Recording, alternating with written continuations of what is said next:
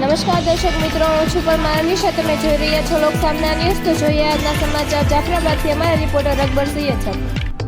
અમરેલીના ધારીના ગોપાલગ્રામ સીમ વિસ્તારમાં બાળકને ઉઠાવી જઈ ફાડી ખાનારો આ દીપડો ગણતરીના કલાકોમાં પાંજરે પુરાયો. દીપડો ગઈકાલે 21 ડિસેમ્બરે સવારે 9 વાગ્યાના અરસામાં સાહિલ નામના બાળકને તુવેરના ખેતરની બાજુમાંથી ઉઠાવી ગયો હતો અને તેને ફાડી ખાધો હતો. બાળકને ગંભીર હાલતમાં હોસ્પિટલ ખસેડ્યો હતો, પરંતુ તેને દમ તોડી દીધો હતો. જ્યારે ઘટનાની